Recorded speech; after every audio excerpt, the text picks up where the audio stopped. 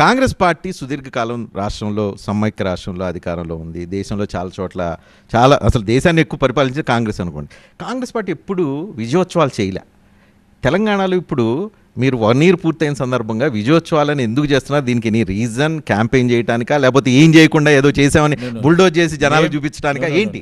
చాలా మంచి క్వశ్చన్ అడిగారండి. ఈరోజు విజయోత్సవ కార్యక్రమంలో ప్రధానంగా తీసుకోవాల్సింది, మేము ప్రతి మీటింగ్లో కూడా ఒకటే మాట చెప్తా ఉన్నాం, ఇది ప్రజల విజయం, ప్రభుత్వాన్ని కాదు, ప్రజలకి మాకు ఇచ్చిన తీర్పు, ఆ తీర్పు మేరకు మేము డెలివరీ చేసిన రిజల్ట్, దీన్ని మేము ముందు చూపెడతా ఉన్నాం. మీ ఆశీర్వాదం కోరుతా ఉన్నాం. దీని ద్వారా రాబోయే 4 సంవత్సరాలు కానీ తదనంతరం కూడా ప్రజల ఆశీర్వాదం కోరటానికి ఈ కార్యక్రమాలు చేస్తూ ఉన్నాం. ఇది ప్రజల విజయోత్సవం అని ముందుకు తీసుకెళ్తా ఉన్నాం. 1 కాదు, 2 కాదు, 4 కాదు, ఈ 10-11 నెలల కాలంలో చేసిన ప్రగతి, సంక్షేమం, అభివృద్ధిని ప్రజలకు తెలియజేయాల్సిన అవకాశం కూడా ఉంది, అవసరం కూడా ఉంది.